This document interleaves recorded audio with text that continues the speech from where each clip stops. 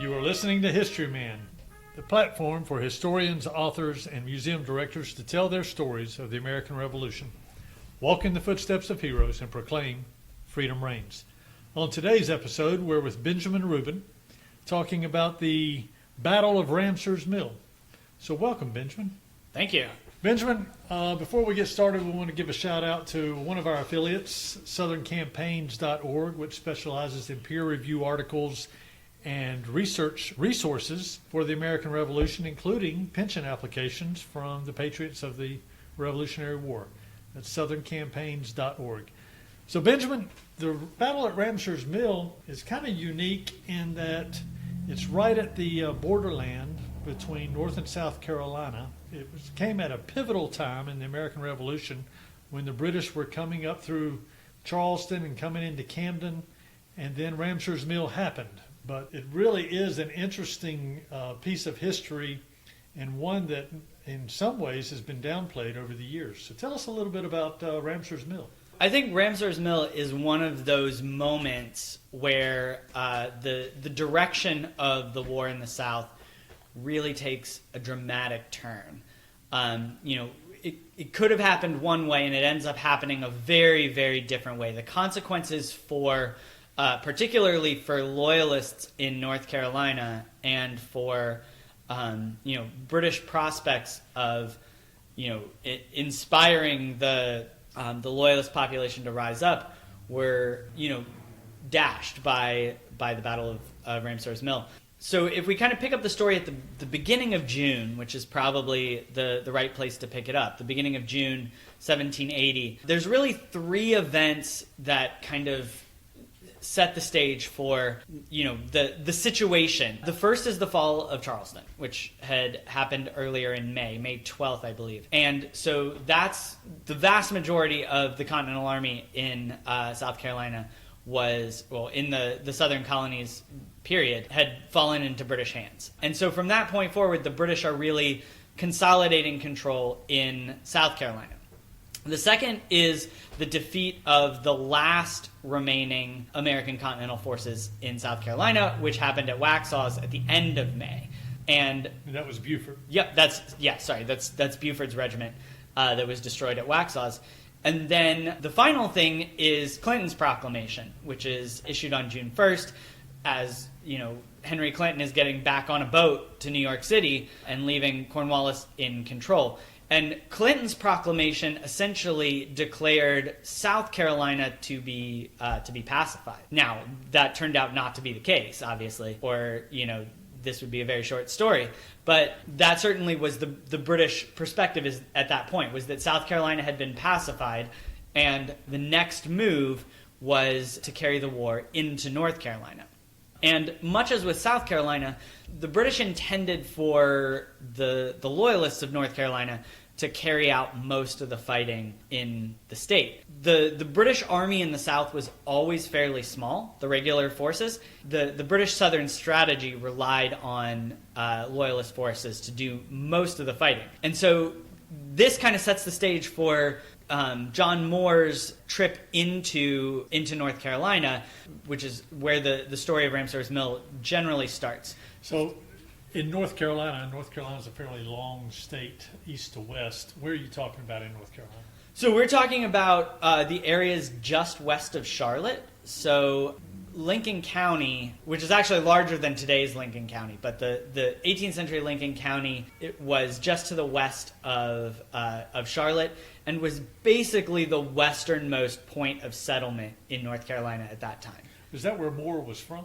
It was actually. So Moore is originally from the Lincoln County area, or at least had lived most of his life there. It's a little bit unclear whether he was born there or if he was born earlier, before his father had migrated into the area. But he certainly lived most of his life there in what then was called Tryon County, before the creation of Lincoln County. And interestingly, his father, Moses Moore, was an early supporter of the Patriot cause and had actually signed several of the resolutions opposing British government, and actually had become something of a Whig community leader.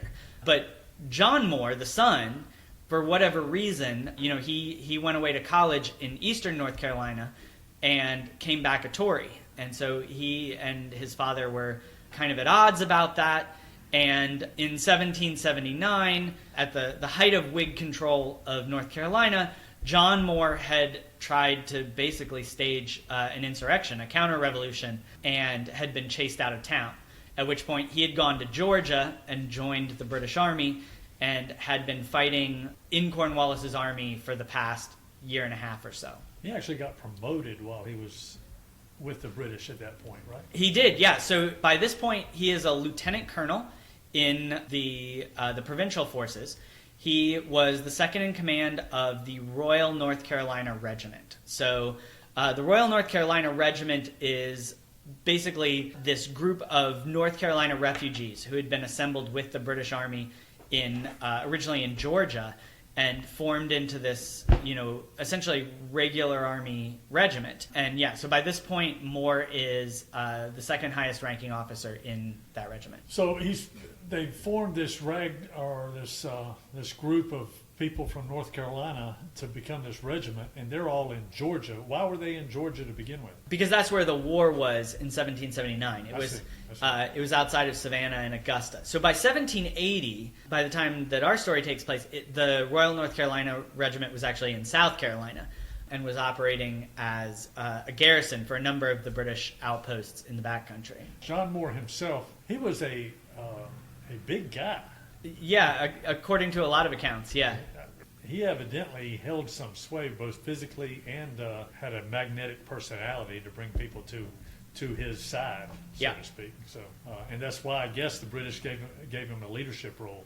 Yeah, so it's a little bit unclear what his instructions were when he goes back to Lincoln County. This is one of those great controversies that developed after the war, because Cornwallis writes later. He tells us what he told Moore to do, but that's all written in retrospect, right? Cornwallis's memoirs are very much about shielding himself from blame, and there's significant reason to believe that Moore's instructions were worded a little bit differently than what Cornwallis tells us. So after the war, Cornwallis tells us that his instructions to Moore were to go to the Ramsour's Mill area, to be in communication with the Loyalists, but basically to lay low, to bring in the harvest, and to wait for the British Army, right? That they were going to be invading North Carolina after they had finished consolidating power in South Carolina, which he expected to be in the fall, and that what he wanted was for Moore to lay the groundwork for an uprising that would happen in the fall of 1780. Now, if you look at the correspondence that Cornwallis is sending at that time, the instructions that he sends to Lord Rawdon at Camden, also the dispatches that he's sending back to his subordinate his superior Henry Clinton, you get a little bit of a different picture where it appears that his actual instructions to Moore gave Moore a little bit more discretion in terms of how to interpret these orders. Now, one other important thing that's worth noting is that at the time that Moore rides out of the British camp at Camden and heads north to North Carolina, the Battle of Waxhaws had already happened, but Moore was not aware of it. He had not heard about the Battle of Waxhaws yet. And this becomes important to the story a little bit later. But in any event, he arrives, he actually comes to his father's home, which is a cabin on Indian Creek. And this is another one of those places in the story where, there are some interesting implications and no hard answers from the historical record as to how his father received him. Because his father was this prominent Whig leader, or at least had been earlier. We don't know if maybe his sympathies had changed by that point, or whether he disagreed with his son but decided to protect him anyway because they were family, or whether, his son effectively kidnapped him, and held him hostage in his own home. We don't actually know. Any of those are possible. But whatever the truth, Moses Moore's cabin turns out to be the location where John Moore decides to assemble the local loyalist leaders. So did he assemble these by himself, or did he use other family members, or other friends in the community to do that? The historical record is not super clear on that, but it probably would have been, he would have contacted some individuals who he knew were loyalists. He would have probably contacted them personally, and then word would have spread from, in sort of the way that viral ideas spread, right? So should this be the battle of Moses Moore's plantation instead of Ramsour's mill? Well, the battle itself doesn't take place at Moses Moore's cabin.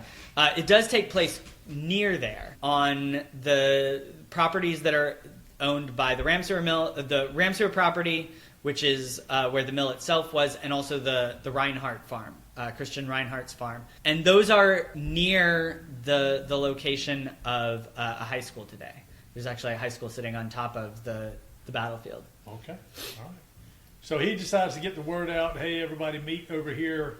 We're going to talk about some things. Then what happens? Yeah, So when was that? So the original meeting at Ramsour's mill happens on June 7th. Okay. Okay, so in fact, Cornwallis' story changes quite a bit. Now, we don't know the exact details or the exact contents of the letter that Moore carried with him. But on June 2nd, so before the battle, around the time that Moore is being sent north, Cornwallis writes to his superior, to Henry Clinton, and I'm going to quote here, he writes, "I have sent emissaries to our friends in North Carolina to state my situation to them, and to submit to them whether it would not be prudent for them to remain quiet until I can give them effectual support, which could only be done by a force remaining in the country.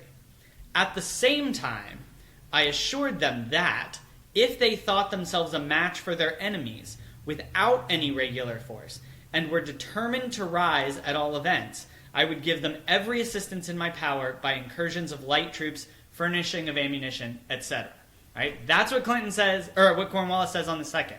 He says to Clinton, I sent them there, I told them to consider staying quiet, but if they thought they were a match for the Whigs, to go ahead and rise, and I would support them. All right, now here's what he writes to Clinton not even a month later, on June 30th, after the disaster at Ramsour's mill. He writes, quote, "I sent emissaries to the leading persons amongst our friends, recommending in the strongest terms that they should tend to their harvest, prepare provisions, and remain quiet until the king's troops were ready to enter the province. Notwithstanding these precautions, I am sorry to say that a considerable number of loyal inhabitants in Tryon County, encouraged and headed by a Colonel Moore, whom I know nothing of, and excited by the sanguine emissaries of the very sanguine and imprudent Lieutenant Colonel Hamilton, rose on the 18th instant without order or caution, and were in a few days defeated by General Rutherford with some loss. I still hope this unhappy business will not materially affect the general plan or occasion any commotions on the frontiers of this province." So these are both letters from Cornwallis to Clinton, written less than a month apart, and they paint a very different picture of what Moore's instructions were. He kind of threw him out with the bathwater, didn't he? He did. In fact, in the second instant, Cornwallis literally says that he doesn't know who Moore is, despite telling Clinton in the earlier letter that he had sent emissaries, of whom he is obviously referring to Moore. Right. So take that for what it is. When we talk about what Moore's instructions were. In any event, early June, Moore is in North Carolina. He has assembled this group of loyalists on June 7th at his father Moses Moore's home, and he gives them some instructions. There are about 40 men who showed up. Again, we don't know exactly what those instructions were, but from that point, they dispersed, and with instructions to reassemble again at a later date at Ramsour's mill. Now, at this point, the American forces are massing in Charlotte on the North Carolina-South Carolina border. They anticipated a British invasion of North Carolina. And at this point, the North Carolina-South Carolina frontier has basically become the boundary between the two sides. The British are in control of South Carolina. The Americans still have control of North Carolina.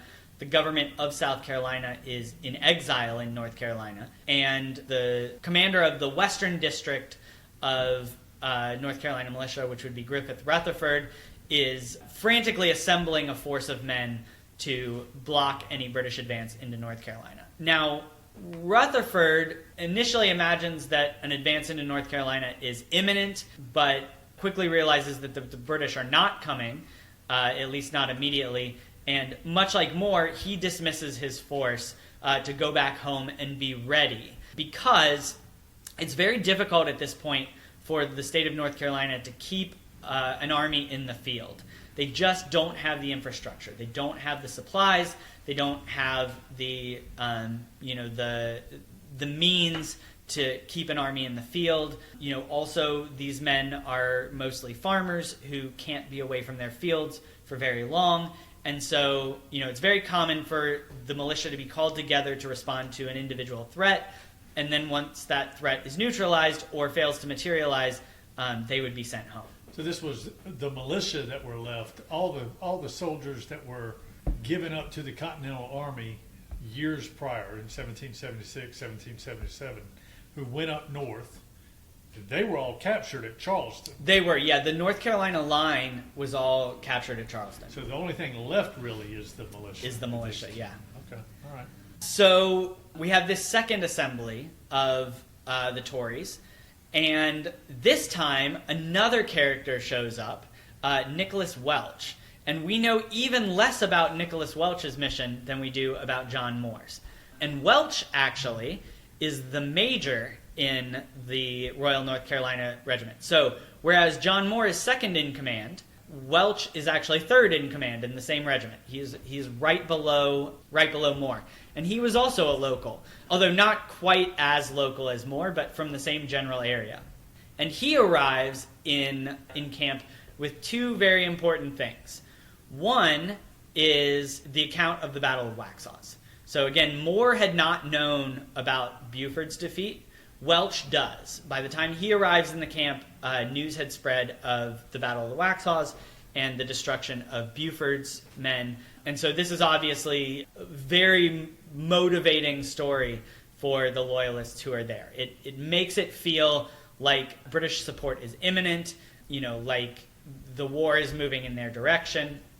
And then the second thing that Welch brings with him is a bag of gold. And this is another one of those things that's repeated in enough stories that it's probably true, as weird as it sounds. Where would that bag of gold come from? Well, that's a good question. And the most likely answer is the British High Command, right? Which continues to undermine Cornwallis's claims that he was not trying to instigate a rebellion in North Carolina. Now, just because it came from the British doesn't necessarily mean that it came from Cornwallis. It could have come from Rawdon, although Rawdon in the years after, in the days after Ramsour's Mill, appears to know even less about the situation than Cornwallis does. So, either he is being disingenuous or, he actually has no idea. But so it's a mystery where all this money came from. But actual hard money is very rare in the colonies, and especially in the southern colonies at this point. And so it almost certainly would have had to have come from the British themselves. And so Welch has a very different understanding of his directive than Moore does. And he is encouraging the Loyalists to rise at once and basically take control of the region and wait for, basically hold it in anticipation of this British invasion. And we do know of the two of them, Moore was more cautious and wanted to wait, whereas Welch wanted to rise up immediately. Now, you might think, well, that's an easy problem to resolve, right? Because Moore outranks Welch. It's very simple. This is a very simple question. They're in the same regiment, and Moore is Welch's superior, so his way goes. But that's actually not the way things worked out. It turns out that it doesn't really matter who outranks who in the British system. in the provincial military system, because this was an informal militia that they were organizing. And so it really mattered who could convince the other side. And Welch convinces most of these loyalist leaders that the right move is to rise up at once. And at that point, Moore basically, his options were to abdicate control entirely or to, lead this force on the path that it had chosen. And so he decides that latter course. Even though he was against rising, he decides to command and make the best of the situation. Well, as a part of that idea of rising, or that decision to rise, did they have a plan in mind to go and confront anyone at that point? So the plan is very nebulous. There is a small attempt that is made to catch one of the other American officers who's operating in the area, one of the partisan commanders, Colonel McDowell, who gets away.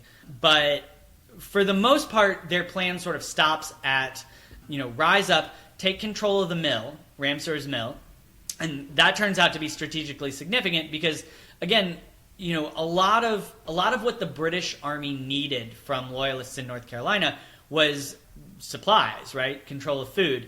And mills are absolutely critical for the production of grain.